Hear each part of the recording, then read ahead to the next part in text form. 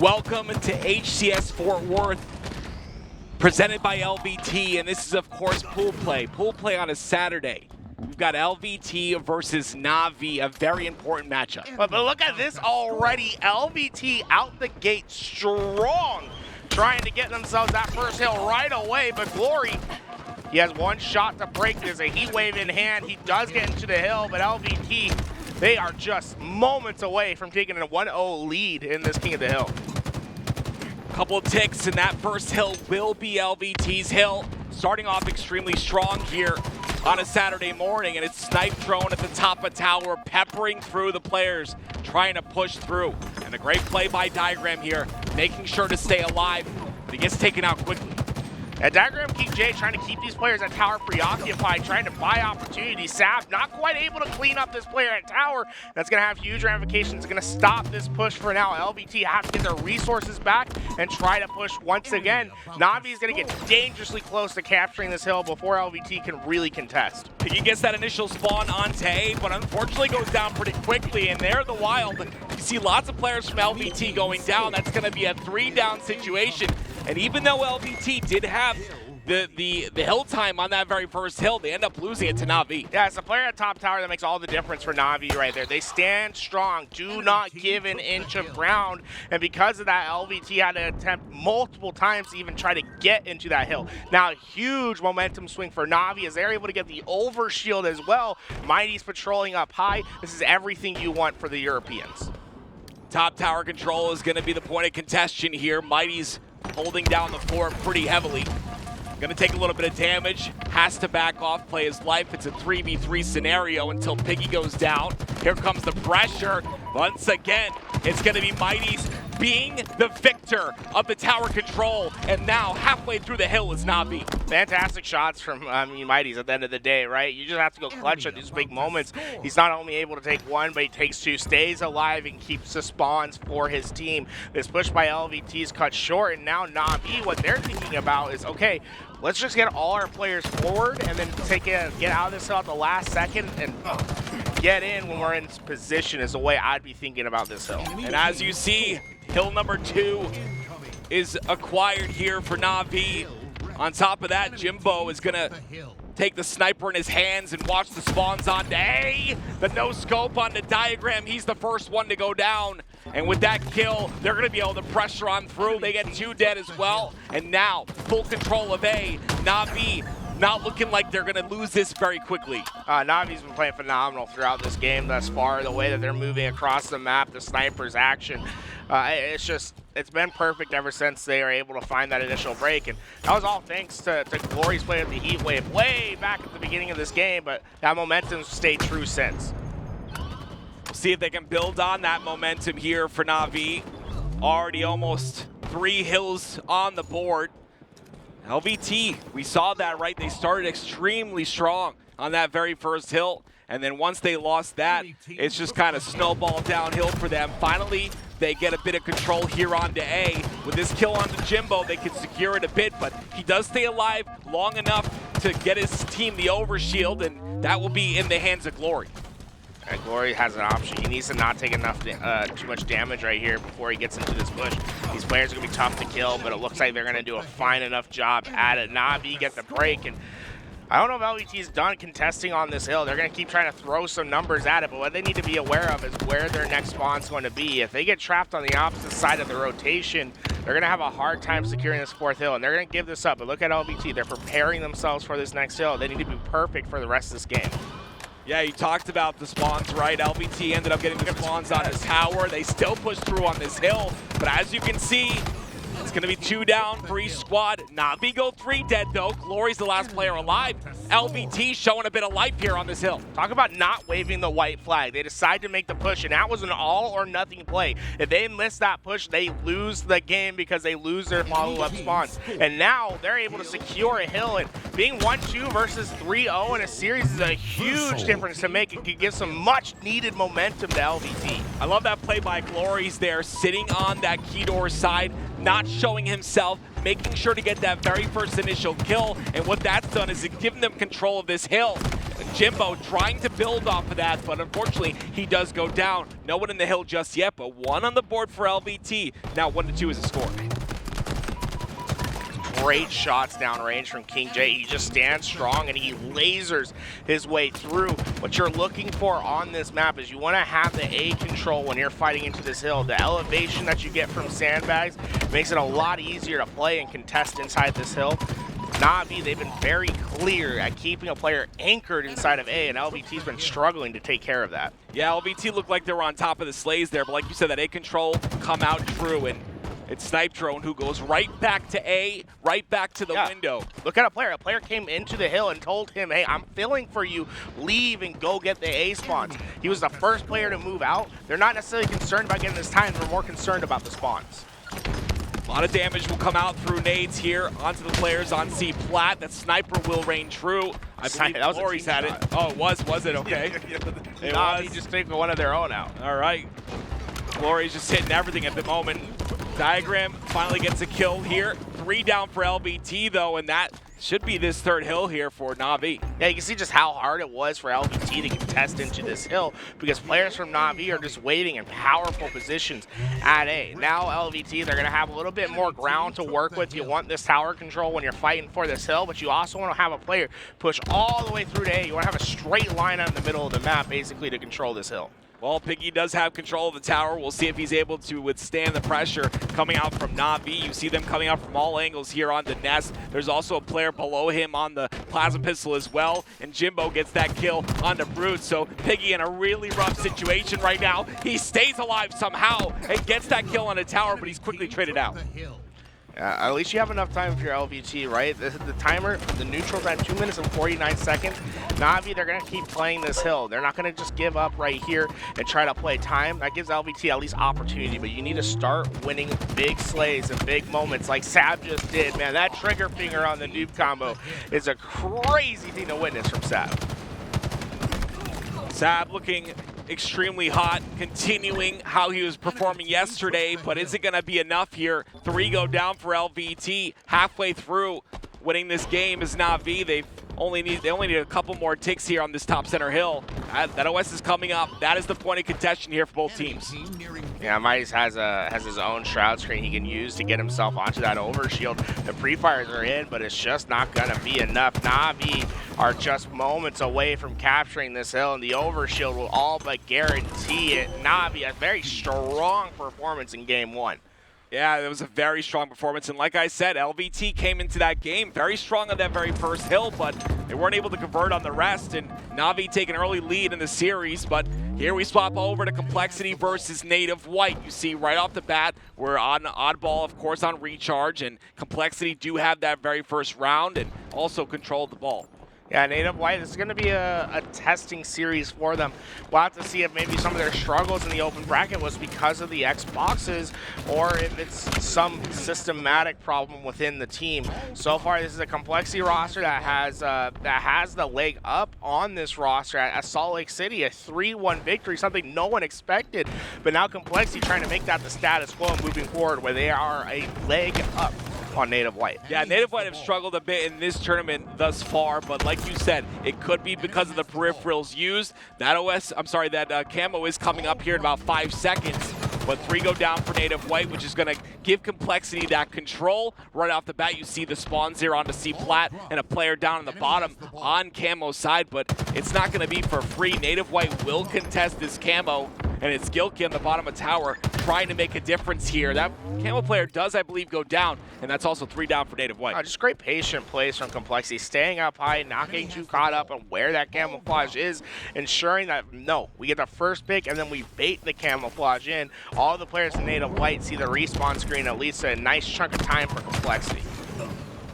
Aggressive push coming in through the long haul. That's going to be Collect. They pick up 2 on the side of Complexity, but not without trading 2 on their own side for Native White. The Slay's looking like they're on that side of Native White at the moment here, especially with Collect doing all that work inside of batteries. A very vulnerable position, but ends up getting 2 anyway. Yeah, really strong play from Collect, right? He's in that open position, but he stands strong. His reticle remains still, and he almost stays alive too.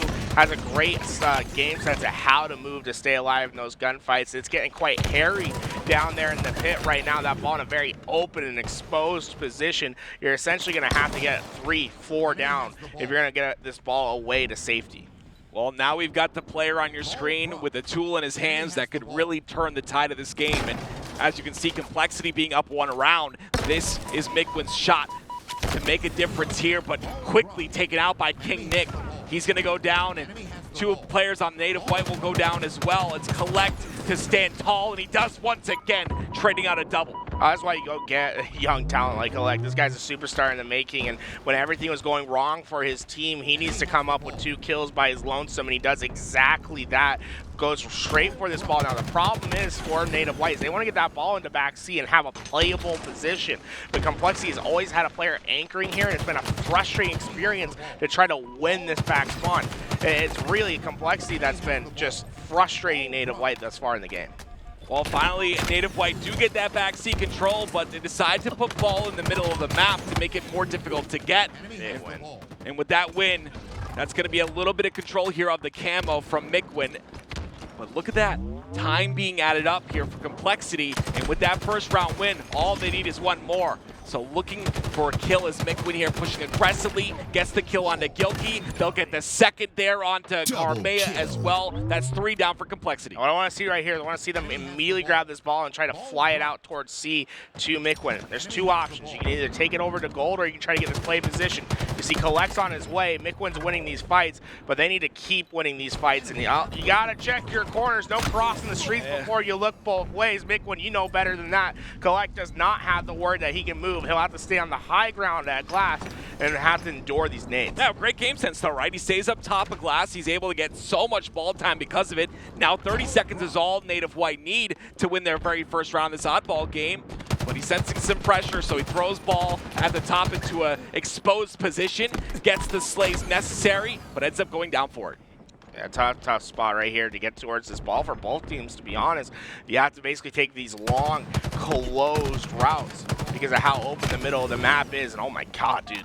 The Mexican phenom tapping buttons just absolutely ripped from across the map. Complexity's trying to rotate this ball into a play position, but Native White, they're swarming to the point of attack. Yeah, I feel like Native White have won the slays here in this round number 2. I feel like it's very evident, at least in the slays category, that they've come out on top, and it actually shows in the objective score as well. Here comes the push. The communication is good. They take out the opposing player there on the pipes, the only player that's threatening this ball hold. And now they only need 15 seconds. They will secure this. Unfortunately, Suspector is going to throw away the plasma pistol a little too early there. But tapping buttons goes down as well, so that'll be a ball in the hands of Complexity once again. Native White's dangerously close to winning this round, but Complexity's not giving up whatsoever, trying to get this into a powerful position at A. This will give them an opportunity to play for this hold, or if they see a rotation, they can try to get it towards a play position. Gilkey's going to be the most important player. He's that point player on that ball, but he has to be aware of where every single push could possibly come from and have his teammates set up around him. Yeah, Collect looking a little confused, like, why am I taking blue damage here? Gets shot in the back a couple times. No shields to work with though, so unfortunately has to sit back, and all the while Complexity still getting that ball time, and like you said, Gilkey, the proponent of that. Rammyy is going to pick it up in tandem here, but Collect wants to contest. The 1v1 comes out, make that a 1v2. He trades out 1 and only gets a couple here, 2 down for Complexity. Collect was able to take 1 in a 1v2, and that's enough for the rest of Native White to find their way to this ball. Now you only got about 10 seconds to make this push. If you're Complexity, time is ticking, and you have no numbers. Can you even get there? No way, he's on the elevator. It's just impossible to kill someone on this elevator. There it is. They tie it up here. 1 round apiece. This is it right here, the deciding round in round number 3. Like I said, I mean, absolutely great job there by Native White to get that second round in those slays as well. You want to see that stream more, I believe that's on your Charlie stream, HCS Charlie, or Halo, whatever.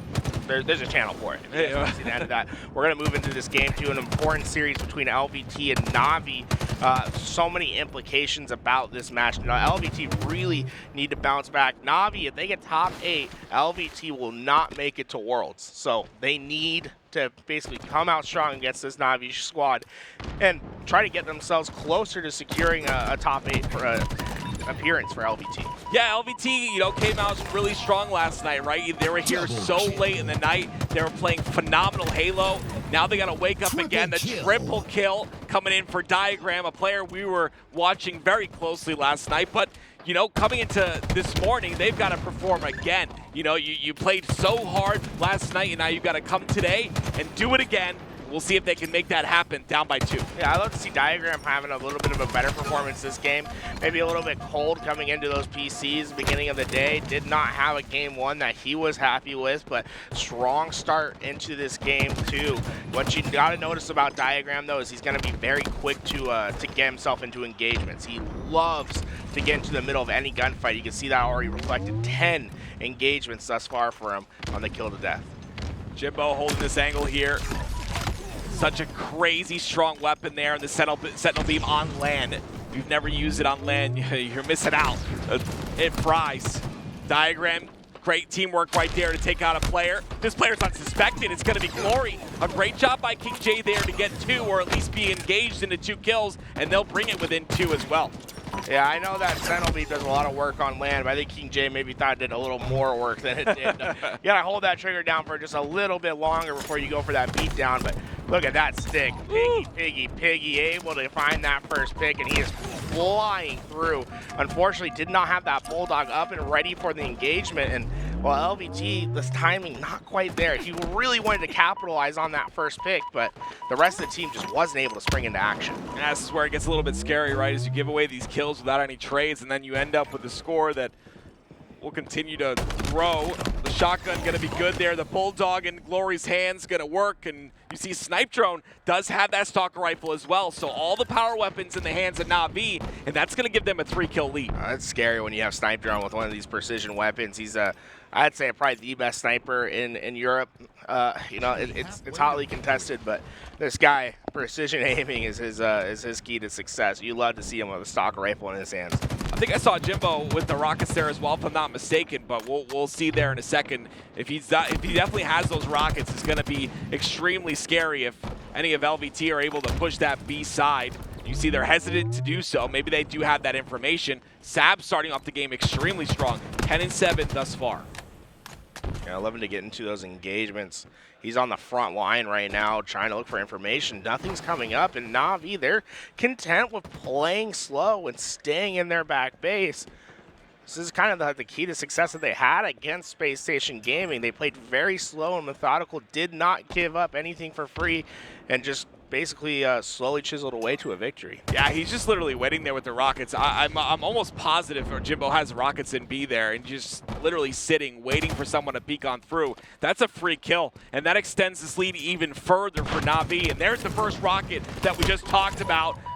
I believe that was the second rocket. The first rocket was already used. Jimbo still gets a double kill out of it, and that's 3 dead for LVT, and a big lead now for NaVi. Sab needs to stay hidden. Don't let these players know where you're at. Wait for your spawners to come through. Diagram gets caught out getting that information. And, well, LVT, they just keep trading at a loss. They need to start winning those opening engagements. It's been the entry frags that have made a huge difference in this game. Jimbo, obviously, the rockets before, and Drew getting caught out a little bit too early on that push has been costly for LVT. Well, you see the rockets were making an impact there just recently, but more rockets coming up in 10 seconds or 5 seconds so now. Interesting. Look, they zoned KingJay out of that engagement to push him because they had 2 Shroud screens to work with, but they've used all that resources up. They're not going to have a Shroud screen to play for the rockets. Now LVT have a huge opportunity to get these rockets away because of the preemptive use of the Shroud. They did a great job there sending 3 right, so they end up scooping up those rockets like you mentioned inside of purple side with those. Jimbo's going to be down to no shields, has to get his shields back, but here comes the push on the top center. That melee's not going to go through, and because of that, that'll be 2 down for NaVi, and more of a push here for LVT. They bring it within 4. Yeah, Diagram with a huge push into the base. KingJay will be able to get everyone out, and that's going to be NaVi has to make a new home for themselves. But the problem is LVT, they are the ones that have to be aggressive. They have to be the ones that have to initiate the fights. NaVi with this lead, they can stay passive and try to get advantages from power positions. Up by 5 now is NaVi. You see KingJay playing that top that red room position, I apologize. Playing very aggressive like you mentioned. He's up inside of Arcade here. It's up to zMightys to make a move, but is he aware of the positioning? He is not, but now he is. Information is king. He's gonna back off. He's getting great information here. He's trying to get enough damage to let that player at that Arcade free, to be able to let them push. So Piggy's job is not to get this kill, but to get a good 2-3 shots in to start to activate the rest of the team. Here comes the push here from NaVi. They spot a player inside of B. The trade comes out. Huge. LVT going to be on top of the trades for the first time in a while here. They bring it within 4, and that player on Tram becoming a problem for NaVi. They take damage. It's going to be zMightys trying to play his life here and stay alive, but a lot of pressure coming in from all sides. The cleanups are starting to happen as well. LVT are starting to find those no-shield players and capitalizing on them. They see KingJay trying to do a bit of the same here with the AR, but not going to be able to find any kills, so he backs up. Look at the pressure from NaVi on this B side. And NaVi finally throw a change-up into their strategy. They had that shotgun. They thought they had an advantage to push in, wanted to get control of B while these rockets were coming up, but instead, NaVi stuck at this back base, and LVT, they have a great shot to get away with rockets. Once again, Glory could make an upset, though. Piggy is able to get away with the rockets, gets the first kill on zMightys, and this could be the key to an LVT comeback. I mean, this is a huge play by LVT to get those rockets with that shroud screen. Once again, we see how important that equipment is to use to get these powerful weapons and these power-ups on different maps. But NaVi have kept this at a 4-kill lead for such a long time here, and they're still extending that lead. You can see the kills are coming out, but no trades on the side of NaVi. Finally, they get 1 trade, but I mean, they're still down 6 kills at this point. Yeah, LVT lost Piggy a little bit early right there. He was on the back position. zMightys was able to win that one-on-one fight and basically just collapsed in on the remaining players of LVT. Creates a huge swing for NaVi that puts them at the end game. Now it's just about chasing the king across the board. This should be a victory for NaVi unless things go drastically wrong in these next couple moments. Sab does get a kill there uncontested, so they're going to need a few more of those like you just mentioned. Down by 5 here. KingJay's got a little bit of a problem, though. He's stuck inside of PV, and if he takes too much damage, the pressure will come through. You see Glory's already pushing on through on that advantage. He gets the kill as well. Now brings them within 3, 41-47. NaVi looking to take game number 2. Yeah, NaVi's just done a fantastic job at valuing their life and not giving away anything for free. So often they're finding these important trades, and with only 1 kill left to go, it really just feels like a matter of time. Snipedrone's going to come down and find that remaining kill. We do hear the pop-off. NaVi getting a little hyped about that 2-0 lead. And here we go. Optic Gaming and G1 have started their first game. We see G1 early up on the board. Optic, their struggles in pool play keep coming into show. Yeah, I had a little bit of a talk about this with Onset last night, and kind of trying to figure out like what is the problem here? What is going on with Optic? Why are they not performing like the World Championship team that we saw last season? And his words were clear. He said, you know, the weapons are not on the map anymore. There's not a ton of ammo to be utilized. It's more about teamwork in this game. This game started out being about teamwork. Halo Infinite was probably one of the most team-oriented Halos that we've ever had. But in the beginning of the game, lots of ammo to be utilized, lots of sandbox to be utilized, and that's been diminished just a bit. And that could be the effect that you know, that's being had here on Optic Gaming. TriPPPeY was able to find himself a sniper rifle to use, and he is flying to the base at G1. They understand that the clock is playing a factor. They want to give themselves as many opportunities as possible for this run. TriPPPeY was able to take down 1, but the second stays alive, and suddenly Optic, it's going to be a lot of work to get this flag out of its place. This 1-0 lead is bigger than you think here for G1 with such a big map like Argyle. Oh my god, he found everyone. That is such a beautiful flank right there. Great job by Optic to minimize the damage that G1 was able to put on that flank on the bottom side of the map. Yeah, you can see Boam, when he went down there and found that engagement, you see him, like, you can see it in the face cam, he immediately calls out all that information, and well, it leads to Huss getting this sniper rifle, able to lock down that sniper lane, and now Optic suddenly have to be concerned about how they peek in or how they push for the sniper. Look at, you saw how Lucid tried to push out a position where Huss was no longer, because they knew that they couldn't try just to bully that sniper away. Snipe. Yeah, Huss is just doing work here with a snipe inside a vent. Has a flank onto Lucid as well. Gonna clean that up quickly. Great teamwork there on a G1. Looking very solid on this Argyle CTF game number 1. I just want to say this is a fantastic performance from Huss thus far. He had one of the lower KDs at Salt Lake City. I know he wasn't happy with himself. So far, 21-13 in his first game back onto the in the pool play in the champ bracket. So really love that he's showing up and not letting Salt Lake City define him. Back on that main stage as well. When you're on that main stage, things change. It's a different environment. It's a completely different situation, and it looks like he is eating it up.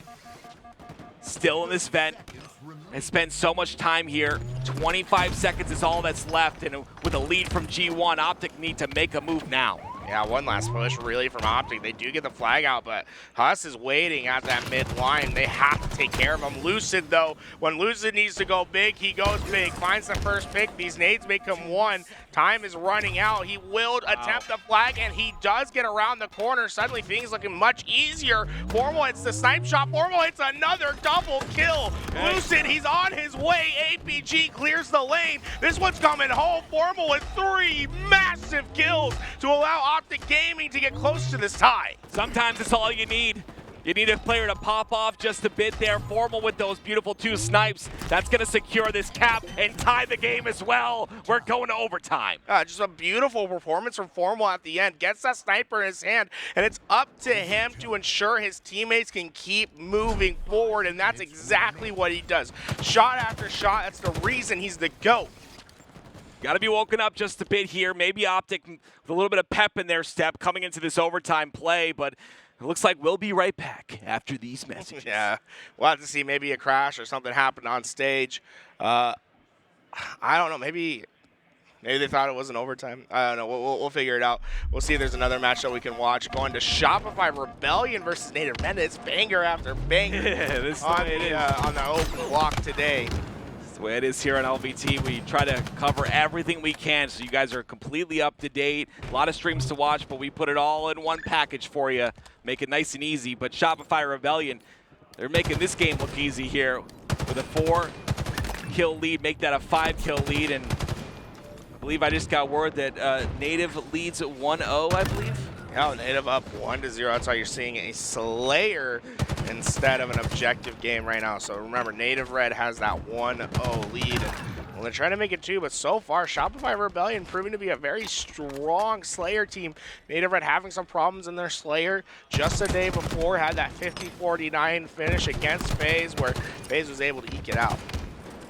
You see they're trying different things here. They send this triple stack on to Fridge side of yellow, and it doesn't pay off. 3 of them go down, and now they've given top control to Shopify Rebellion in Mental.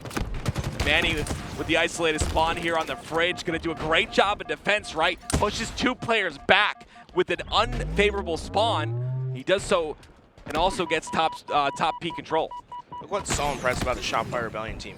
They have 41 kills. Look at these assists. Yeah, it's nuts. Almost 40 assists. That's nuts, yeah. Between them, 36 right now for the team, and almost everything is being assisted. You gotta remember, assists in Halo Infinite, it's not just getting a bullet of damage. You have to do 50% of that kill, right, if you want to get that assist. So, I mean, Shopify Rebellion, talk about a hell of a team shot in this game, too. Gotta love to see that, right? Especially in a team-oriented game like we talked about. We're gonna utilize that teamwork and bring this lead to 9 now. Looking to extend that as well, but this man on your screen who's 12-7, it's Manny.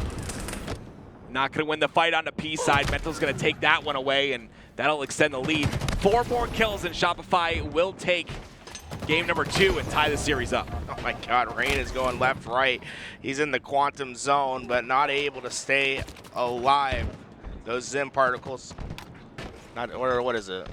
I don't know. Whatever. The Marvel nerds know it. I don't. I'm sure someone in the chat knows who you're talking about.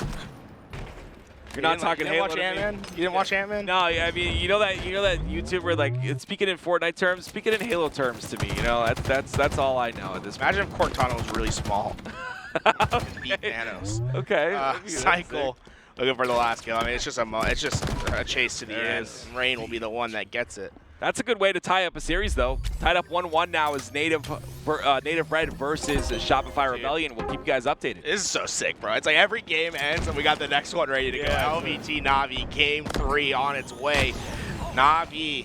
Perfect timing, too, right? Oh, what a nade that came just through right there. It looks like LVT is going to be able to get themselves into that A hill, and the 2-cap for LVT is in. First points on board. A wise man once told me that reverse sweep always starts when you're 0-2. So it's time for a reverse sweep for LVT. Shout out to Tony. We'll see if they can make it happen, though. They've got a bit of control here. 2 down for NaVi, and they've got a 2-cap situation going on as well. A and C is not something favorable, but they'll take it at this point. Stay stand, stay still. KingJay needs to anchor out that A spawn. It looks like NaVi, they're having a dilemma of choice right now. Like Glory was trying to decide whether he wanted to go C or A. He ends up deciding on C, but Sab's doing a fantastic job of trying to milk that time away. Wanted to get ZMightys to push him so that he can repulse him out. Instead, it's going to be up to the gunfights and of LVT to keep C instead. LVT's winning a lot of the gunfights too. You can definitely see that they're slaying out a little bit better here than we saw previous in this series, which is good news. 55-15 is the lead here for LVT. Snipedrone, I like the play here, playing on the pipe side. He's going to play this bat ledge area, just try to get as much information as possible. On top of that, the very strong weapon in the shock rifle now being utilized as well. Yeah, that's scary when Snipedrone has the shock rifle. He can hit shots at any moment. And LVT, they're going to be corralled at C. Deciding how they push out is going to be important. And what's interesting is this position from Snipedrone. He's not necessarily taking these long sweeping routes. He's very focused on the player that's going to push up to Needles. If he can take him out, he feels like there's going to be no successful push for LVT. That's unfortunate right there. They tried to go for the stick trade onto Jimbo, but he's going to survive onto A. And what that means is that NaVi will continue to gain points here. Zmighty's in this top position on the glass. One of the most important positions on the map. That nade's gonna barely whiff, but that one won't. They finally take him off of glass, but he's being replaced very quickly here by GloryGGz.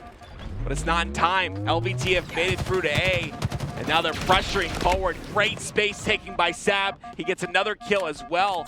NaVi has a triple cap, but it won't last long. Now look, A and B transferring over to LVT right away. NaVi, it looked deceptively good for a second, but they are trapped at the very back half of the map. How do they break out? Well, you're going to see Jimbo. He's going to push up to glass. You send a player down through pit, and then you're going to have 2 players that either cut out through long haul or they're going to play through tower together. It looks like these 2 players are going to go through tower. So what's happening is they're trying to take this player off the cross. Once the player off cross is there, they're going to send that player in pit up into the action. They're going to try to break into A. They took the player off cross. The movement comes in, but the kills move into the favor of LVT. A very strong hold and 4 players going down from NaVi. It was a well-coordinated push from NaVi, but LVT did a great job at standing strong. KingJay gets off of pipes here, though, so the spawns will come out onto the pipes, and because of that, he'll end up going down, and because of that, Jimbo's going to have full control of his A side. They'll take A back and stem the bleeding just a bit here, but what do you think about that play? Getting off of pipes there, I just feel like you're allowing that pipe spawn to happen. You end up in this situation. It's not the worst case scenario if you know if you know the pipe spawn's happening. The reason LVT did that was because the camouflage was coming up into play. They wanted to have that C control to grab it. They did just that, and they were able to maintain the 2-cap throughout. So that shows the versatility of LVT. They don't just need to play one setup. They need to play all setups and take whatever's most advantageous to them. NaVi trying to attempt to take this B hole, but going to be taken out quickly here. Glory's down to no shields as well. 2 players sent. 2 players, 2 resources sent to that B side, and they're not able to take B. And all the while, LVT continue to gain this time, and they're pushing towards A as well. It's going to be Diagram in a 1v1 versus Snipedrone. A very important 1v1 for both of these players, and they traded out. They traded out. Now the question is who gets the spawn. Glory's pushing out through the long haul. I believe this means LVT should have a good shot at getting that A spawn. Piggy, does Jimbo block it in time? Yeah, they got to trade there again, I think. They're going to get the reset. Yeah, they did get the A spawn. So look at LVT. They're going to fly through to C because of that long haul spawn. If NaVi's aware of this, this player in the back needs to come away with a kill. Diagram in a 1v1 versus Snipedrone once again. This time Diagram comes out on top, but gets traded out by Snipedrone's teammate. zMightys is going to sit back here on the tower. B is being taken as well. You see the 2v1 up. Beautiful bait and switch there by LVT. Wow, Diagram's on an island, but if he can stay alive and get some great damage, and it could be a huge play for LVT. He gets the damage. KingJay's trying to get the follow-up. He needs to get both, though. Glory able to stay alive, and he'll be able to take A by his lonesome. As the cross shots come through, Sab was desperate to stop that. They know that NaVi's going to get a good momentum boost off this. Yeah, they overextended just a bit there. You see that, of course, KingJay did get that melee, so Sab comes through, tries to sweep it up, and now all that damage has been done to LVT. The risk was not worth it, and because of that, they'll also lose this camo at the bottom center of the map. Yeah, I think a little too aggressive on that push. They should have just been aware that camouflage is coming up. We just need to stand strong and keep our numbers controlled towards camouflage. Instead, NaVi has a huge opportunity to play for a trip cap, but I mean, talk about some nades. Those are heat seekers that find the camouflage. Great job by Piggy there to kill the most important player on the map at the moment. But NaVi take their very first lead in a while here in Stronghold. They'll approach that 150-point mark. This is a fast push out from Diagram. He's not checking any of the corners. He wants to get this opening kill, but I don't think they're aware that there's still a player that's hiding in those back pipes. They'll drop down and get that kill. It was important for Diagram to check all those corners. He left the player unaccounted for, and it leads them to securing B and now pushing out to get C for the 2-cap once again. Created time just a bit, though, to get A, but yes, like you said, C is being taken, and it's Glory and his teammate here on the top of glass. Such an important spot to be. LVT coming through from A, though, so not much cross to be had here for NaVi. They've just got to take care of Piggy, who's being a nuisance. And all the while, LVT do get C as well. Yeah, that's a huge lift for zMightys. He pushes through that door while one shot, knowing that player was not going to expect a push. And well, he keeps that damage down. Although he hasn't gotten a kill, what he has done is he's just been so influential on the map. Finally, KingJay takes him down with some well-placed shots, but NaVi's been on a hell of a run, and they're continuing on. Finally, this should break with Snipedrone being the last alive. It's going to take a while for NaVi to get all 4 players up on the map at once, and they need to stop pushing. They need to ensure that all 4 players are up, or else this cycle will continue and LVT will take advantage. I mean, I'm going to be honest with you, KingJay looking different on a Saturday morning. 12 and 12, but from what I've seen, the past 3 engagements has won all of his 1v1s. Very important 1v1s at that. NaVi pushing through the tower over to A. They've also got a little bit of spread here on this needle side as well, so resources spread just a bit, and that'll allow them to get 2 caps. Yeah, Jimbo gets info to his team that there's a player hiding in those pits. You'll see the resources come back to deal with this push. Glory's looking, but Glory, he's lost that player. He needs to tell Jimbo he's in the back, but oh my God, Sab just eviscerates the setup at back C. One single-handedly takes it down. You'll see the pipe spawns come in, but LVT, they have a choice. Do we push for B or do we try to get A as a home? It looks like B is the option, and looks like Sab is just somehow perfectly dissecting time and time again. Finally, they take him down. Yeah, they're going to get another one into Piggy and KingJay here as well, though. Both players weak. Both players go down. That's going to be 3 down for LVT. Diagram, the last player alive, trying to scurry away, play his life as best as possible. And the spawns come through out in the pipe, so they're going to try and pressure A here. But the triple cap, it won't be in effect just yet as B is being taken. Gotta check this back corner. I don't think Sab's yet. You have to be aware that there could be a player lurking in the back. And instead, Jimbo is able to get 1v3, he gets 2. Yeah, right? That's crazy. It's tough. I mean, A's still moving into the hands of LVT. They do have this cross Reset. that won't be enough. Yeah, that reset's huge there for NaVi. They take A back instantaneously. You see the pressure continuing to push through to A. So LVT will continue that A-B hold. They have KingJay on the cross here, but as you can see, he is the point of contention. He is the focus here for NaVi. So in NaVi, I think they're going to slow down for a second. They know that this is a fragile position. They have a good lead. You need to ensure that you play this step by step. Take the player off the cross, activate your middle players. They get the first pick. That's going to open up everything. KingJay is going to be in trouble on the other side. Here comes Glory. He pushes in for the trade. NaVi has some space to work with. zMightys pushes up through the middle, and Jimbo collapses into A. They finally broken the setup. A beautifully played position from NaVi. And we constantly talk about how important it is to play your life, but not a lot of people talk about how important it is to not take damage. KingJay challenging that fight on the glass takes too much damage, and because of that, He's going to go down, and NaVi's going to get camo, and they're also going to get a 2-cap situation here. The diagram is just harassing Snipedrone in this hill, but the camouflage will be enough for them to get that secure, and suddenly they just need 20 more seconds. They have the 2-cap setup. Do not overextend, just stand strong, and you can win this in a 3-0 fashion. On a big win by Piggy. He's going to set up himself for B here. LVT are not throwing in the towel just yet. 2 down for LVT, though. This kill from KingJay could be huge, a big trade. Snipedrone's gonna get away though. The grapple is huge. 47 seconds and counting, and NaVi will get the 3-0 onto LVT. Yeah, just really strong plays from NaVi throughout that entire series. Honestly, really impressed with how these Europeans have come out to play.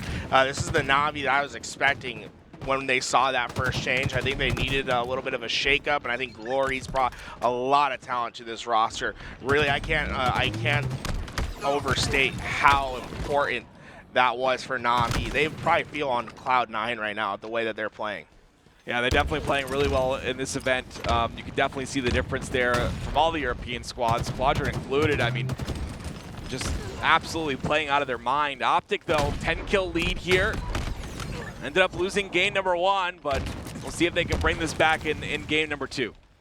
Yeah, Optic's doing his best. Optic's trying to do their best right here, and this is a huge implication, right? Because if they lose to G1, suddenly it looks like they're going to get 3rd place in their pool, something that you would never expect from Optic. Now, it's not disaster if you get 3rd. You still have an open bracket run. I mean, a winner's bracket run you can make, but that's just not the expectation that Optic sets for themselves. Right. I don't see a world where Optic got, you know, outside of 1st in their pool.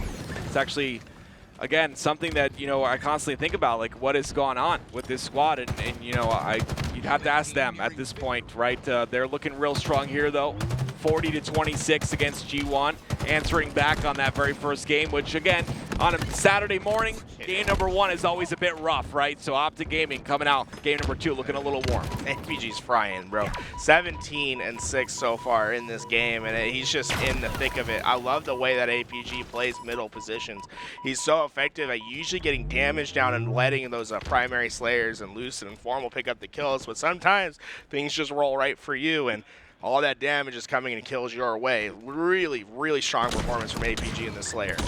Yeah, I see a lot of players talking about, you know, what's wrong with Optic? Which player do we pick out of this Optic squad to replace? And it doesn't come down to that. There's so many things that so many people don't see that are not in the stat sheet. And like you said, it's rolling the way of APG this time. So he has 19-7, but it doesn't always look that way. Sometimes he's doing all the damage and he's just getting the cleanups. He's playing that middle role like you mentioned.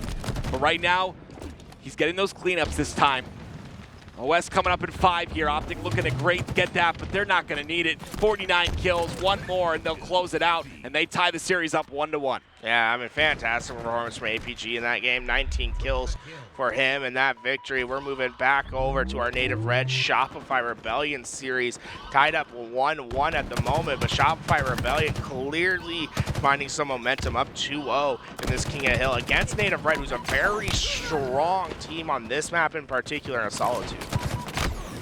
We'll see if their strength comes to fruition here. Looks like they're gaining a little bit of momentum back on this 3rd hill. Rammyy does have that sniper, though, to prevent any of this from happening. Trying to cause some damage here on this dip hill, but as this missed that shot, he's actually going to go down because of it. So that's 2 down for Shopify Rebellion, and it looks like native red trying to gain control of this light rifle side and potentially getting their very first hill. Great shots from Soul Snipe right there. Will get him 1 step closer into this hill, but suddenly neutral time is going to be a huge factor in this game. Native Red need to find back-to-back hills, and they only have 44 seconds to not be inside the hill. Well, they'll get this first hill, and if you pay attention to the bottom center of your screen, like Tools just said, 44 seconds is all that remains. So let's see how long it takes them to get this second hill if they do acquire this second hill. That's a great push. Tolic wants to get himself in this blue, get that damage down. They're trying to route everyone out, and they will be able to secure this hill. So now they have hill. They have a player towards blue. The next thing you want is just to have these players start playing aggressively in the loop. You know the spawns are going to come in. Just keep getting that damage down. You can really finesse yourself over at this bench and try to really withstand a ton of damage But Sceptify Rebellion, they bully their way in. I mean, great plays by Mental being that forward entry player, gets that kill, and, well, time's ticking for Native Red. Yeah, you see they'll obviously stay out of the hill here, make sure to get that time to count down even further.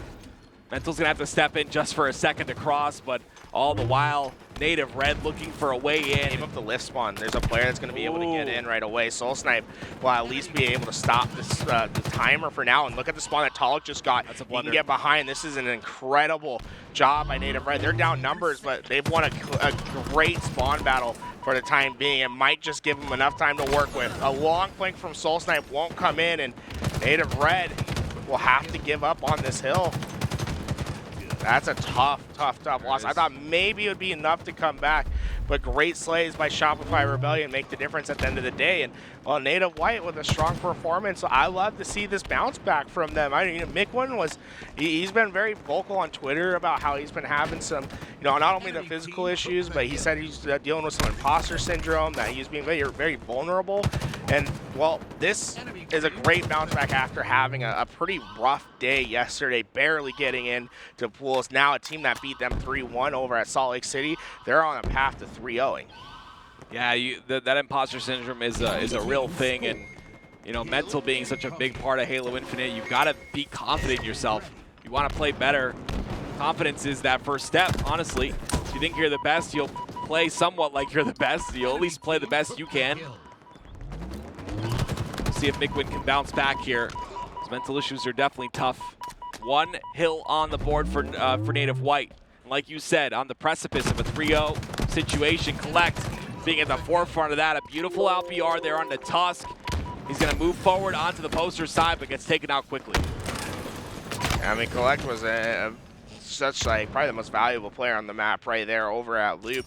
You can see that's why Complexity basically had to swing all the way through to deal with him before they could get down into this hill. And really, Tusk doesn't, you can tell he doesn't feel comfortable playing in this position yet because he knows this Native White push was coming. And well, a successful break thus far. Tapping Buttons just needs to stay alive. And he does just that, and now he's got the sniper to work with and 6 bullets to his name. Dangerous is definitely the word I would use here for Tapping Buttons. Beautiful shot there on the Gilkey, takes him out, continues to maintain control of the glass side. And all the while, Native White gaining some more hill time here. Looking to close this second hill out. And Tapping Buttons takes height, looking for an angle. And like Tapping Buttons wants to activate the sniper and get it into those open crosses, but he just doesn't have the freedom to do so because he doesn't quite know where everyone's at. Right. It's been frustrating for him trying to get the sniper activated. To push through Yard is going to take him down to no shields, and now unexpectedly getting pushed through on the Loop side, but he'll take that player out. It's going to be Carmeo who goes down here quickly for Complexity. If you look, the top left of your screen, King Nick and Tusk share the same fate. 3 down momentarily. Tapping Buttons, not missing a body shot, which could be really beneficial. That time just keeps tagging them up, but Complexity, eventually the numbers come true. They're able to find the break. And Native White, it's going to be very tough to contest from this point on. You can see not only is it going to take a long time for all 4 players to be up, finally that 4th spawner comes in, but they're spawning all the way at lift. A tough contest to come through. Looks like Gilkey will try to prevent this push on the Loop side. Native White very close to capping this second hill. Yeah, that second hill very close to being captured right now for Native White. They're really just looking for one more spawn battle win. They're going to be able to do so. And now, suddenly, this hill looks more and more likely to fall to Mikwin and the crew. They've got full control right here. Gilkey's going to try and desperate as best he can. He gets a little bit of damage here. He's got a teammate to work with as well, and I say desperate. But they've gotten in here clearly scot-free. No hill yet for Native White. 1 minute and 30 seconds remaining, though, on the clock. That's going to play a factor here shortly. Yeah. Gilkey staying in that back, trying to check for the spawns, but Mikwin just threw it down mid. Was able to find 2. Tusk doing his best with Gilkey. They're trying to hold on strong. It's a one-on-one that can determine everything, and Carmea stays up on top. He's able, Carmea wins the fight from the backside. They will come home with this hill, tying it up 1-1. If you want to continue on with this action, you can go over to the Charlie stream. We're going to move back into our Optic engagement on the main stream. It looks like we have Swish and the crew having a little bit of a deficit to make up in this oddball against Optic Gaming. Oh no, actually they have a lead right now. Yeah, exactly. Yeah, 53-27. G1. Go 3 down though. So this could be a situation where Optic's able to get control. You see TriPPPeY on the top of C here with the soccer rifle. Gonna miss a couple shots though, has to back off, but does the damage. One of the biggest things about the soccer rifle is the ability to just put 1-2 shots in and have the damage that it causes. TriPPPeY though, he uses all 3 shots, gets the perfect, the shroud screen goes down, and he'll get away. Bo moves fast, man. You saw him, he dropped that ball, got up onto the box and hit a curbside immediately to fly his way over to trash. It keeps him alive from TriPPPeY's angle from that top-down position over at B, showing that really that movement buff that we saw in the Season 4 update really coming through right there. Yeah, the movement buff being very strong here on the streets. See it utilized on a small map like this with all the power that this map provides.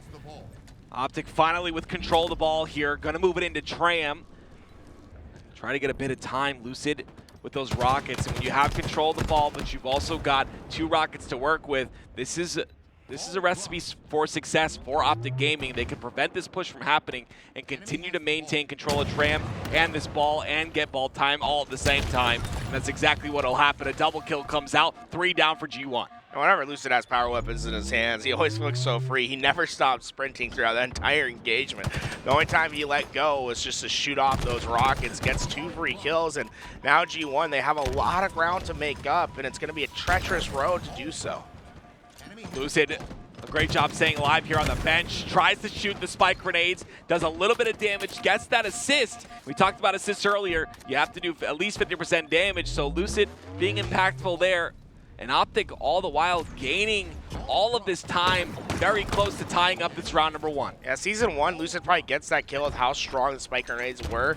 With the spike grenades being nerfed, it makes it a little bit harder to get that remote detonation. And you can see G1, they found the break, but when they get there, there's no ball to be found. A quick rotation from Optic, and suddenly round 1 is within their grasp. Only 20 more seconds of ball time to secure it. Optic playing on their toes here. You see a little bit of a different pep in their step here in this game, game number 3. That game number 1 looking a little bit cold, maybe coming out of bed, not warmed up just yet. Definitely showcasing some talent here, though. All the while I say that, G1, they're gonna get some ball time here on the PD. Lucid knows he has to take care of this guy on the top of tower. He's going to go down, though, to Boam, and that will be, I believe, the first round here for G1. No one in position to contest. A huge run from Optic in that game, but G1 just had so much to work with. They stayed calm, they stayed resilient, and they will take that first round. Optic Gaming, a frustrating loss in that first round after having such a great rotation. Great first round by Precision, I want to point out. 14-9 start off there. No time to be had, though, but you can see the spread, right? Boam and Huss, they've got all the ball time where it's a little bit more spread on the side of Optic Gaming. Almost a triple kill out of Boam, but he'll give up 1 rocket here to Formal. With 3 dead on the G1, Formal's going to utilize this rocket to gain control of the map and take space. Looking for an opportunity. Here comes Precision. Here comes the rocket. Easy kill for Formal. And now suddenly the rest of G1, they have to be careful about how they push out. Boom. He immediately goes down, and Formal just gets a ton of damage downrange, allowing TriPPPeY to get this rotation. And now the spawners come up, and Optic Gaming have exactly what they want. Imagine a player who is literally a UAV with his voice, but also a turret with his weapon. Formal doing work here. In this game number 3, Swish is going to push it aggressively. He's going to end up going down, and it's Optic Gaming here on the top end of this one. G1 go 4 dead.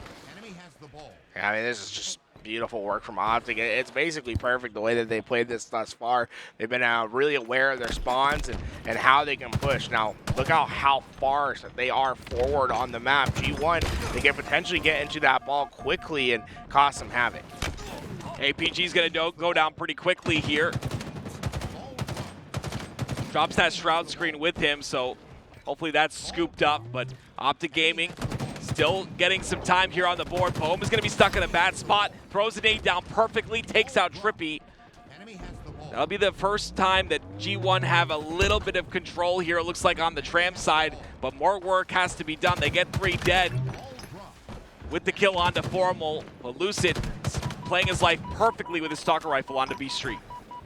Yeah, problem is, though, that G1's been able to get all this time, and Precision gets the rockets as well. It's going to be a tough break for Optic, but a missed rocket from Precision could be a costly mistake. Sends that rocket too low, and now APG, after that one-on-one fight against Rockets, is able to get the boomsticks, and while Optic Gaming's getting time, a huge swing of events after the APG slay. That rocket will give Optic Gaming a numbers advantage once again here. APG, his job is to stay alive here on the red side. He does a great job of that. You can see the jiggle peeking just to give himself information there. Unfortunately, he goes down, so that ball does get played. Optic Gaming 4 dead, and for the first time in this second round, G1 have control of the ball, and they have control of Tramp. Boom, staying hidden, stay low. Wait for information. What he's doing is he's listening for the footsteps. Information comes in. It's an easy backsmack, but the rest of Optic Gaming's flying in from the opposite side. His teammates went down during this engagement. He's going to have to be a superhero at B, and he does just that. Somehow, Boam's alive. Precision got that beautiful spawn on the PD side, and because of that, he's able to help Boam here. That ball does get played, though. You can see that clock, 3 minutes and counting, 60 seconds to 22. Optic still have this lead in round number 2, but G1 had the lead in that game with one round already on the board.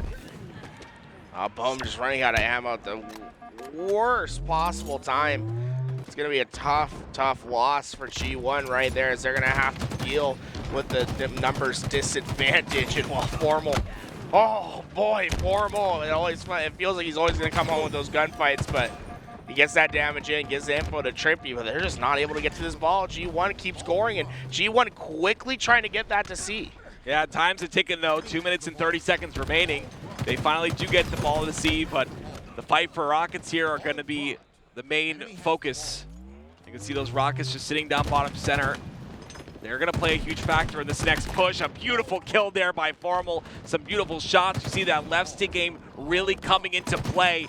But is it going to be enough here? He still has Boam to take care of. Takes him out as well.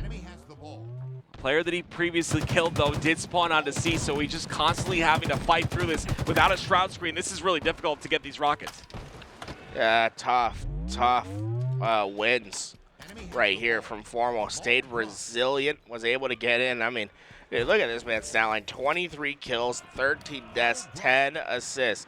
He's been doing a fantastic job, and while we can hear the Optic cheers starting now, this round looking more and more likely to fall to the green wall.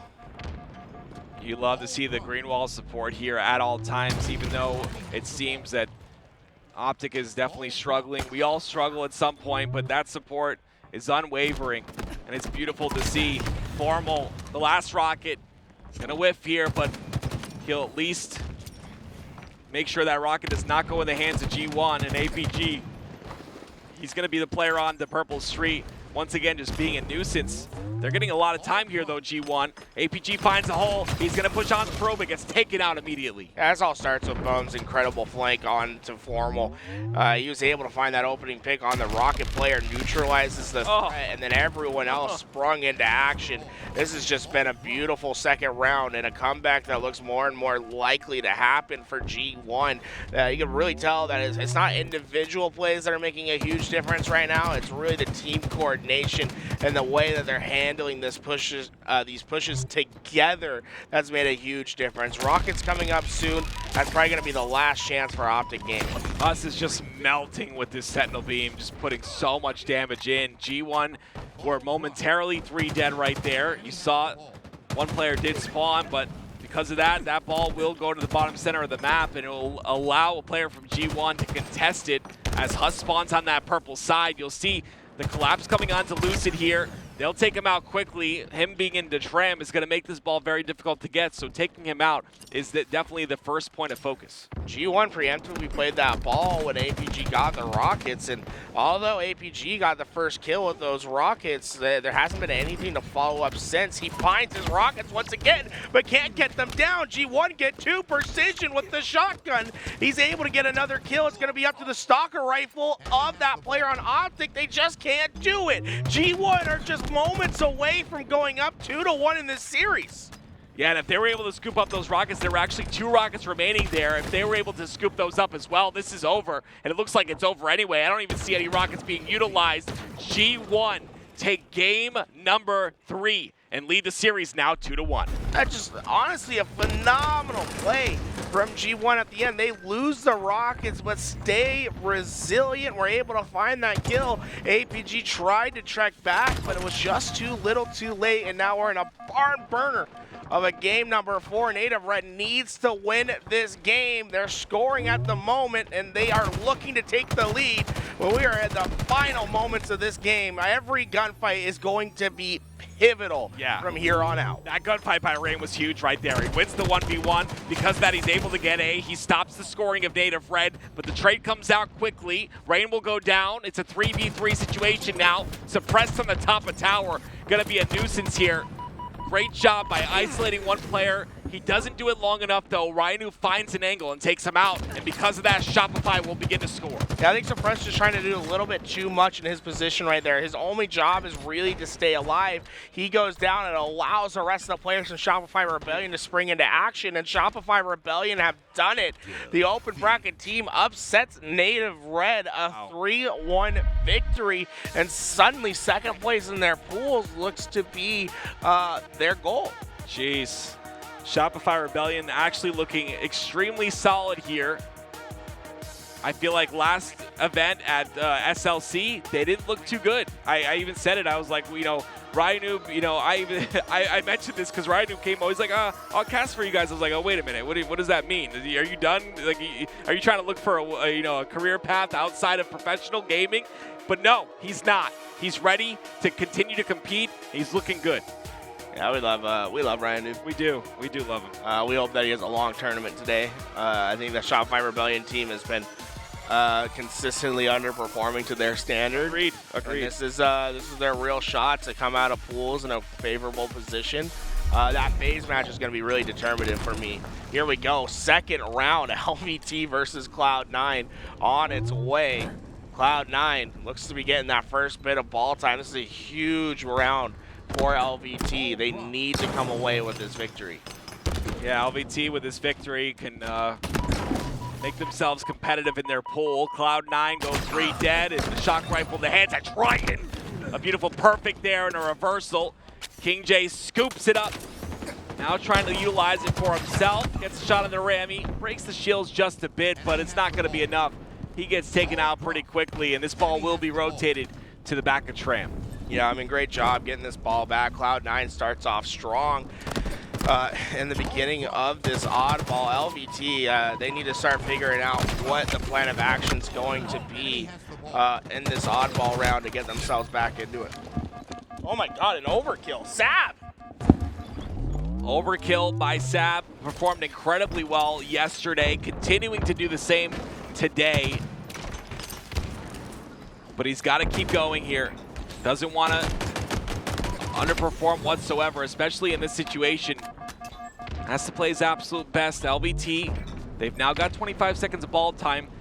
On the back here of Hydro, they're able to gain all this time and play when things get a little shaky. I think those might be an early play, but regardless, it's a safe one. Diagram wins that 1v1, 3 down for Cloud9. Yeah, he saw the spawns came in from the other side, so he plays it knowing that his teammates can get right on top of that ball.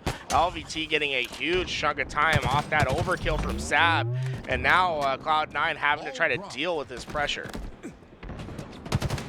Pressure coming in from C-Plat, a player also on the tower side as well, on top of Catwalk, and Triton's gonna for a way to pierce the armor here of LVT, but he's got to get through Piggy first, and he does just that. 2 down for LVT now.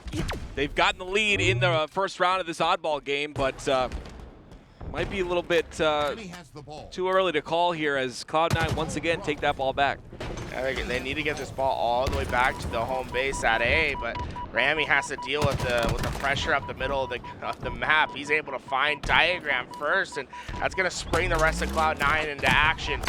Oh no, Rammyy just can't get the elbow to connect, and KingJay with a huge play. Double kill for him, a ball in his hands, and Cloud9 suddenly have to wait for the spawners to come up. This is going to be a nice chunk of change for LVT. KingJay saw him stand still and jump up in the air. You could maybe some words being said or a little bit of a pop-off here. They're going to have full control. 60 seconds of ball time as well. Here comes the push here onto Catwalk. Lots of damage being done to Rammyy. That's going to back him off. Sceptify takes the same damage as well. No one on the, well, there is actually a player on the cross, but he's not able to clean up any of these kills, so it's up to Piggy to just keep pushing them back as much as he can. This is just beautiful ball time for LVT. Camouflage did just come up. Cloud9 had the better position for it. I believe they're going to be the ones that get away with it, but LVT still just tracking up their time, man. This is just great keep away from Cloud9. Great keep away. Cloud9 have not been able to break in. There we go. First picks in, but Sab equalizes immediately with the shock rifle. Nemassist has to get in, but Sab gets another with the shock. KingJay played that really well, though. He's had that repulsor for so very long, and getting that repulsor all the way at the back of Hydro, utilizing it inside of pipes, and then one left utilizing it on the A side, preventing that push, or at least stalling it. 3 down for Cloud9. That's a big win for Piggy. He'll clean up that kill, and he'll get the rest of this time potentially, unless he's contested, and it looks like he might be on that Catwalk side, but they've got to get through KingJay first. Yeah, just 10 more seconds for LVT. They're trying to get this ball back to safety. Triton flying through the middle of the map. Wow. Somehow stayed alive for a bit longer than I think he even thought was possible. But that ball's in an open position. Now it just comes down to the gunfights, but Cloud9, 3-4 down, and that's gonna be potentially a round win for LVT unless some miracle happens for Cloud9 active. We're gonna transition ourselves out with our other casters. Make sure we give Magic and Mikowski some time to cast this LVT squad because they're looking hella good in our first round. Round 2, ball incoming.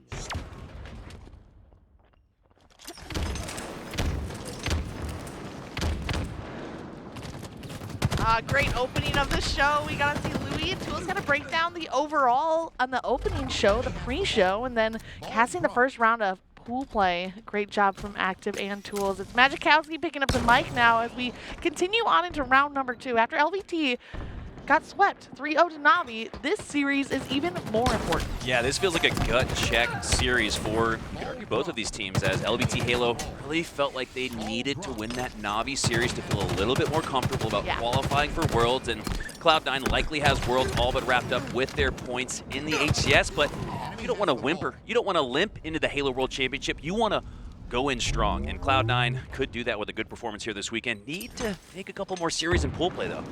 Now, here's the difference between this series and LVT versus NaVi. LVT versus NaVi had more implications for Worlds in like a head-to-head kind of scenario, like one or the other could make it to Worlds based off of points and how that seeding works.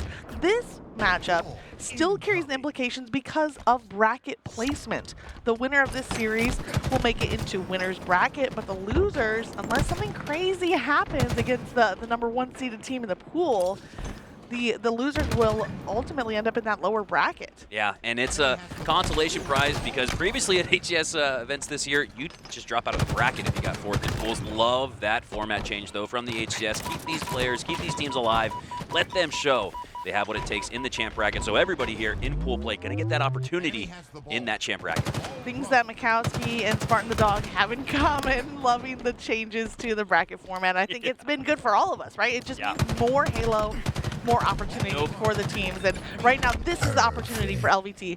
They almost need to win this matchup, and that's going to be the way to get it done. Sab has been showing up this weekend. You know, Sab is popping off so much in this game. You could be in a third-person point of view. You could be on the POV of Cloud9, and you could still tell that that shot was cracked from Sab. And we saw a lot of, heard a lot of, I should say, Tools and Active yelling about the performance from Sab in this game. Sitting at 24, I was going to hit that shot. 24 and 15 as he ultimately goes down, but having a hell of a performance. Look at that, 2x the next highest member of his team, and only Nemassist on Cloud9 is competing with him, and he's still 7 spread away from him. So a great performance from here from Zap. Hopefully it's enough for a Game 1 win here for LVT. Got to talk to Coach Thug Nasty a little bit after that first matchup, and he said, hey, our players are still waking up. Round 1 of pool play is always tough, especially after how late we were all here at the venue last night in order to get to this point, whereas teams like Cloud9, NaVi, they had an early evening, early afternoon even. Yeah. But yeah, we were here until about 11 p.m. Yeah, pool play teams wrapped up at about 2, 3 o'clock yesterday. 11 o'clock for some of the open bracket teams, especially like LVT, who qualified through the lower side. Qualified actually the last team to qualify for pool play here, as they've extended their lead by a count of 2-1, up 60 just about to 24. And I like another thing here from LVT Halo. We obviously had to shout out Sab for being that stat leader, but everybody doing some chunk of the objective time. Right now, the oddball in the hands of Piggy, trying to rotate here to back C, and he has help. He has at least 2 defenders in prime position to block the main lines of attack. As across the map, KingJay finds a melee takedown. They're going to buy a good chunk of time, but is it enough to lock down this game? Oh, I like it right now. Numbers advantage now, a 3v3, but more than anything, I love this for LVT because they have that big lead. And let's say they get pushed through here, all 4 go down for LVT. As long as they get that reset, a precarious spot here for Piggy. Someone's got to potentially pick that up, play to hedge your bets, play for the play ball. There we go. And if all 3-4 go down from LVT, they should get potential gold spawns, as they do in fact get that gold frag spawn for Sab. So perfectly played there from LVT. Piggy first dropped the ball to fight, then he picked it off to play it. It got a little sketchy, but it made us nervous, but what that stall did was wait for those respawns to come in at gold before the reset of the oddball. So even though it was maybe a high risk, high reward, I mean, in this scenario, it paid off. Yeah, you could almost argue the little fumble or hitch there from playing the ball was intentional, because it pulled Cloud9 in from the mid-map. They thought maybe, all right, let's play mid-map. We got the reset coming up. But once they saw that ball sit at the bottom of the C ramp, they said, maybe this is ours to take, as they do ultimately take the ball off the reset. 2 go down. Oh, huge. The double kill from Diagram, looking for a triple. He's going to land that, and we can hear the roar all the way from the feature station. Almost had that overkill, but it's all 4 down nonetheless for Cloud9. LVT looking to put the finishing touches on game 1. The triple kill from Diagram. He might not have been awake for the first series of the day, but he has woken up now because he picks up that triple kill, winning over the shock rifle as well. Just 4 seconds left for LVT. Winning just a couple of slays here will buy them enough time, and even as 4 go down for Cloud9, that's going to wrap up game number 1. LVT are back in the game. Yeah, the roar is so loud from the LVT Halo team, you'd think that they had 100 members of the community behind them watching, based on the electric roar that we heard from that crew. As we hop on board here, look at G1 in a situation where they might just upset Optic Gaming, and I don't know, maybe with the way that G1 has been projecting and the way the Optic has been dejecting, maybe this isn't such a surprise. Optic already upset yesterday by Quadrant in an 0-3 sweep. Do they get upset again and take 3rd in their pool? Oh. It's possible if G1 can pull off this game, this series. It is a 2-0 lead, though, looking close to that 3-0. Likely to go to a game 5, but let's see what TriPPPeY can do with a full shock rifle, active camo, 2 grapples left to work with, and a 3-0 lead. Everything in this game is looking perfect for Optic. Yeah, things can change quickly in Halo. You can go from a concrete member of the big 3 to potentially 3rd in your pools. That is just such a drastic change, almost a fall from glory for the likes of Optic Gaming, who had dynasty discussions, it feels like, just weeks and months ago. So looking to see Optic pick back up, as we see TriPPPeY pick back up where he left off previously earlier in the season, having a great game, having a great sequence there with that shock rifle. TriPPPeY living up to his name with the triple perfect kills from that shock rifle coming through in the early time on hill number 4 here for Optic Gaming. And G1, they're racing against time right now. They need to prioritize the objective. 3 minutes and 20 seconds, that's enough time to work with, but a lot of time can get burned on these tricky hills. Bottom blue pipes is quite the gauntlet to fight through. It can just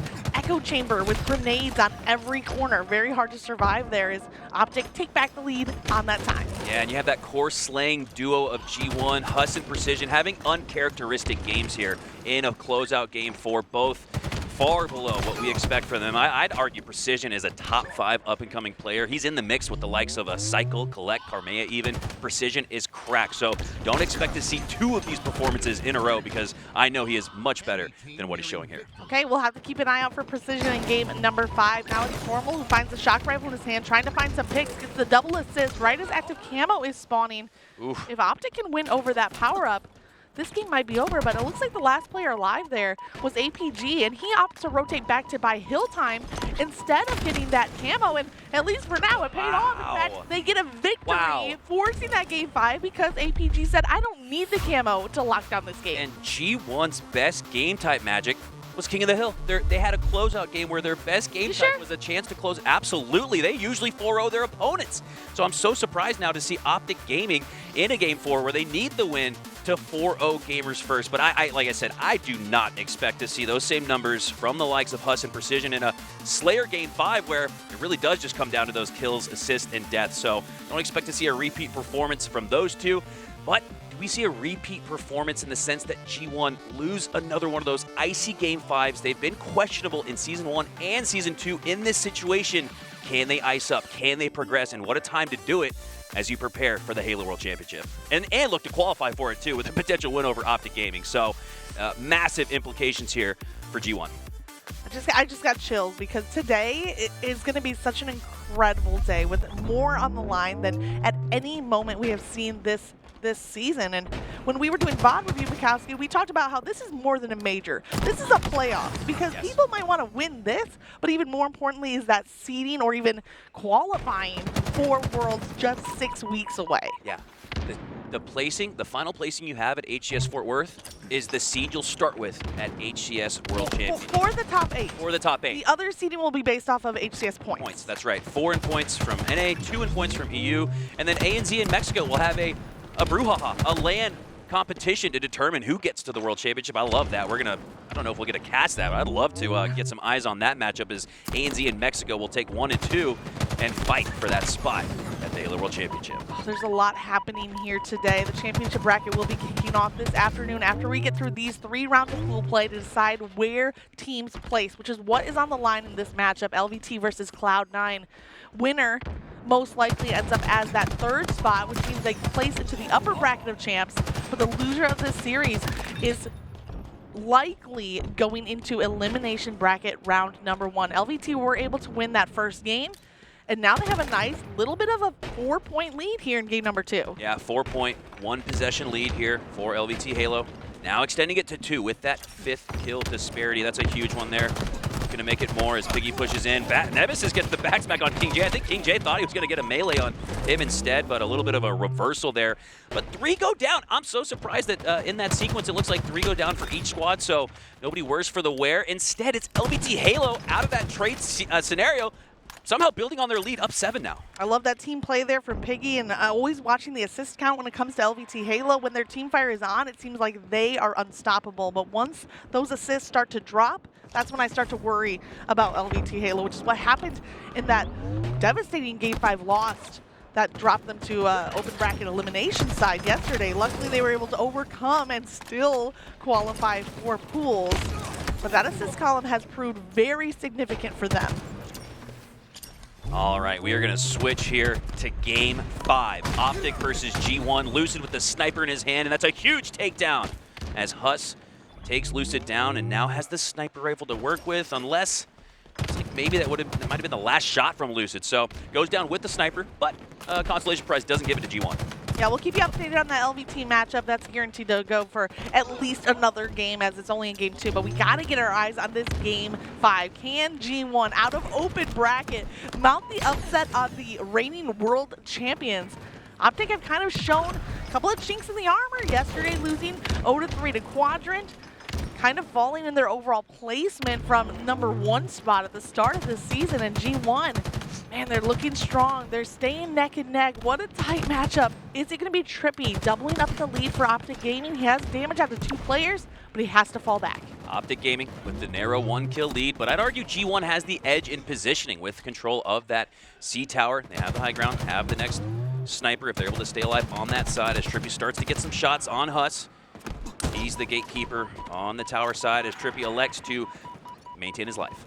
TriPPPeY's playing smart right now. He's poking out, dealing some damage, waiting to see if the assist comes through as it does now, and then pulling back to stay alive, and it all led to this moment. Huge. The assist, the kill coming through, and now Optic out of nowhere seemingly, a 5-point lead. TriPPPeY's survivability and damage output, the perfect combination. TriPPPeY utilizing that thrust to perfection as he utilizes it twice to get 2 kills on G1, extending this lead to 6. We were just recently tied.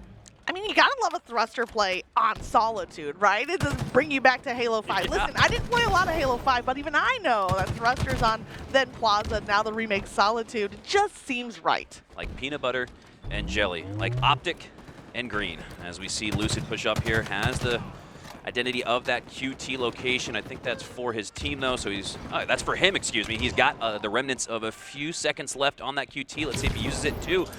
Adjust back to top mid as he does. Does a great job with that use of the QT. Gets the grenade to keep that opponent weak at top snipe. And Optic ultimately get the slay. Now up by 3 possessions, 9 kills. This is starting to slip away a little bit from G1. And they needed that kill on Huss in order to get the sniper out of that seaside spawn. And it looks like Formal had the sniper. He goes down. That sniper should be dropped down towards the bottom of the lift.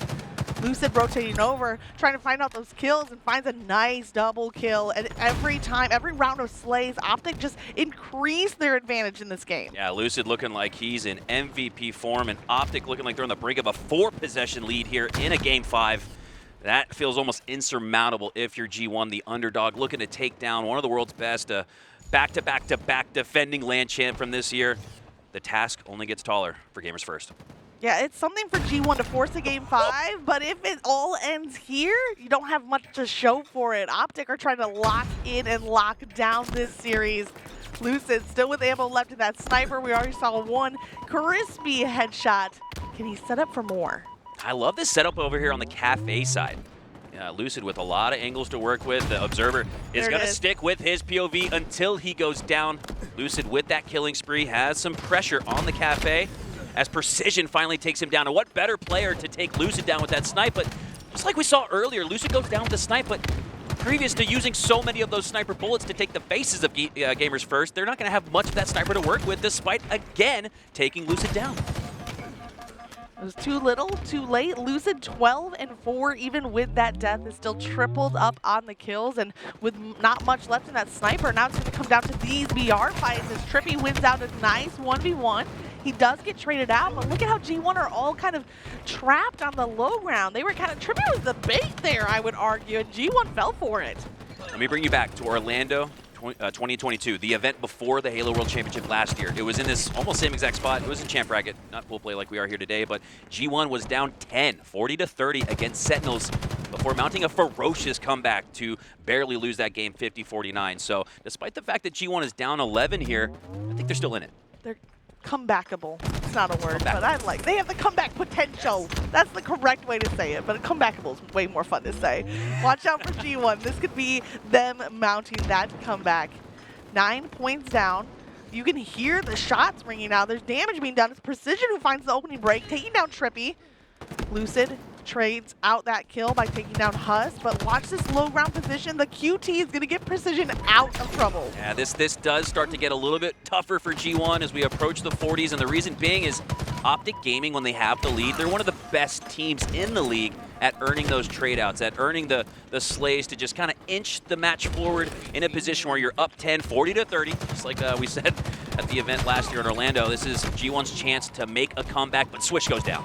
The fight right now is for that new sniper that is spawning on C platform. Precision trying to rotate, maybe have some cross angles here, but instead he's kind of trapped in between 2 lines of fire, now make it 3, and he just doesn't have enough cover to work with. TriPPPeY was left weak. Boam's going to find the cleanup on that kill, and can we talk about Boam, the newest player added to this G1 roster? He's really been playing so well with this team, and Boam has to be one of the best flex players in the league. I was just about, what an impressive fill-in player for any organization that chooses to pick up Boam. He seems to, like we talked about with Boo Boo Doo yesterday, instantly improve the team, instantly improve the teams that he joins, and he grabs the sniper rifle, but you can see the desperation and defeat in the face of Boam. He knows that that sniper rifle was likely G1's last chance to come back and win the series.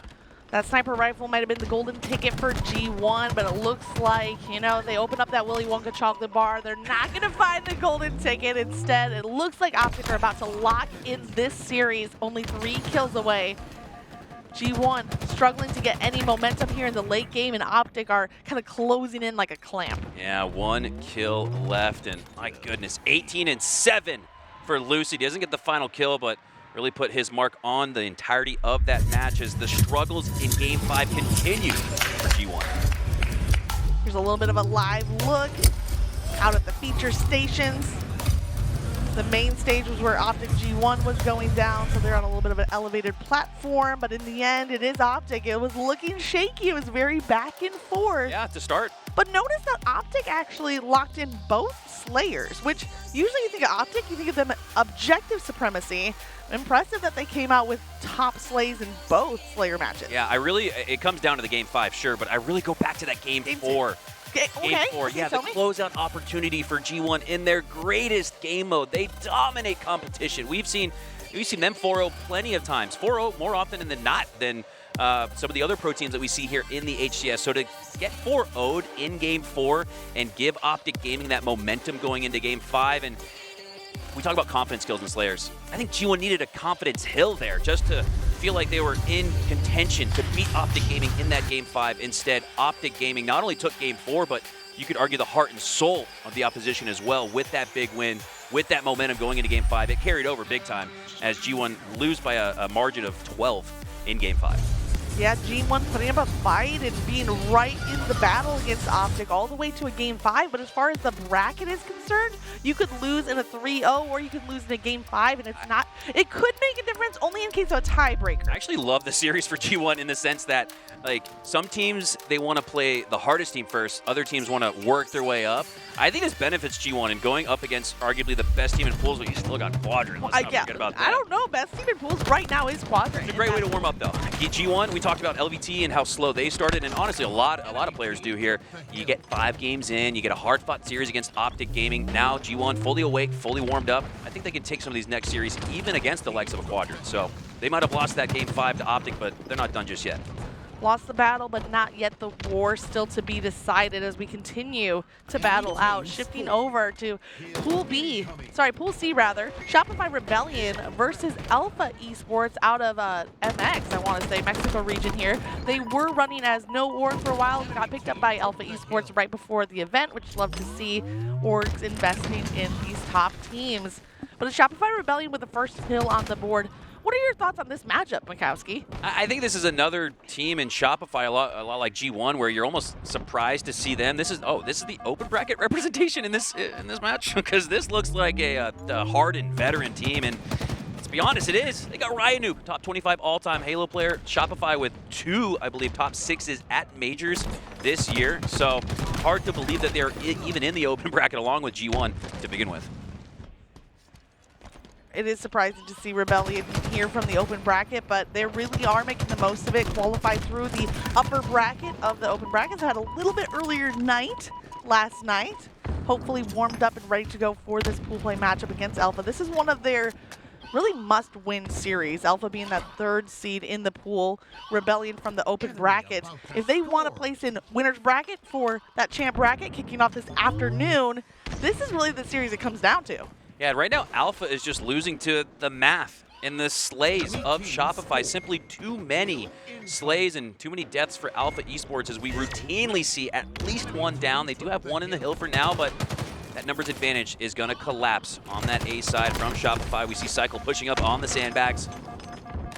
Nasty bullet. Gonna retreat towards the screen door. Has support on the overshield, and if he can stay alive here, maintain his life, this could be a good stretch run here for Alpha, but no, do go down. Great push, great collapse from Shopify.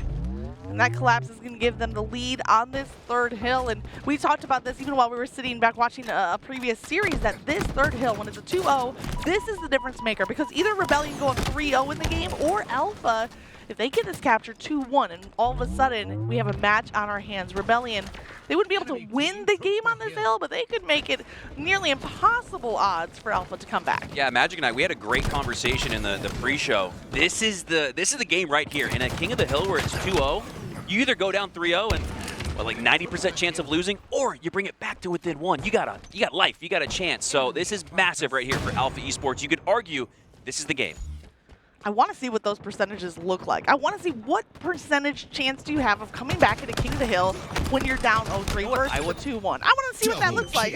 I want to see this double kill from RyAnoob that does lock down that third hill. Another stat I would love to know, I don't know if Taylor Snow Stats is listening, but I would love to know in objectives, CTFs, maybe not oddball because it's a little different, but in CTFs and King of the Hill, what's the percentage of teams that win when they score first? I feel like it heavily favors in King of the Hill and in CTF to score first. You really force the opponent to chase the lead, to overextend themselves on the map. I'd love to know what that stat looks like, as well as we see plenty of good stats from Shopify as they look to put the finishing 4-0 touches on game 1. There's so much time left. I mean, Rebellion, this shouldn't come as a surprise how objectively efficient they are as a team. They're not really known for their slaying prowess. When you have RyAnoob Nerds, you know, he's a slower type of player. He's strategic. He gets those setups the way that he wants leading this team. And that's why you see Shopify Rebellion almost never missing an opportunity to take control of an objective. There's still 3.5 minutes to go, and they only need half of a hill left to win this game. Yeah, RyAnoob's the kind of player that if he goes down, you have to almost look around, look over your shoulder, because it's according to plan for him. If he goes down, it's to play the more objective, efficient route, as we see RyAnoob actually in a situation where he's +4 with 4 assists, having himself a good game, and look at himself filling in the stat sheet, most importantly, on that OBJ, a part of all 3 hill captures so far for Shopify, looking to put that 4th on the board just seconds away. All right, I like Alpha with a little bit of a bounce back here. Now they're at the halfway point on the objective. I would love to see them break that 0. There's something about just the morale factor when you get absolutely swept in a game that is so hard to play off of in game number 2. So even though Alpha very unlikely to come back and win, can they get a capture before leading into that game 2 Slayer? It looks like the answer is going to be no, as Rebellion lock it in and sweep a game 1. Yeah, Alpha looking for the confidence, the confidence hill, just like we saw previously from G1, as that energy did carry into the Slayer. Hopefully for the likes of Alpha, that energy does not carry into game 2, as Shopify looked dominant in game 1, winning 4-0, as we head back to another King of the Hill, this time on Solitude between LVT and Cloud9. And I just want to say a big thanks to all the viewers. I know we're hopping around a lot, but that is intentional. I love it. There's 4 rounds of pool play happening, and we want to see all of it. I mean, LVT Halo, Saturday morning, we are the broadcast, just like we were last night. When the Halo channel is still getting warmed up for the day, we're already rocking and rolling, and we're trying to give you as much Halo content as possible. So stick with us as we switch POVs, switch to games, but hopefully you're kind of capturing the overall picture and getting eyes on the matchup that maybe matters most to you. 3 down on each side, 1v1 between KingJay and Triton here, as Triton wins it. Hear a little roar from him as he takes down KingJay, and I think that's in particular because he takes down KingJay. KingJay is known to throw down the body disrespect, known to stand up and yell when he wins a 1. Triton let him know he's good for 1 as well. Quite the brawl for this top mid hill. One of the toughest hills on any map to capture. Maybe the toughest? I would say yes, absolutely. I mean, bottom mid on recharge, maybe in the discussion, but I think this one has so many sidelines, so little cover to work with as Rammyy tries to find cover. LVT only have a few seconds left to break that hill, and it looks like instead, no, Cloud9, led by Rammyy on that objective play, blocking the first hill. All right, Cloud9 in a situation where they're looking to reverse sweep, but you can't get too ahead of yourself. You can't start thinking about 3 wins in this series. You need to start thinking about 1 by 1, 1 kill at a time, 1 hill at a time, as Cloud9 is doing just that, winning the opening hill of this Solitude map and getting the early rotation on the driveway. Massive objective efficiency here from Cloud9.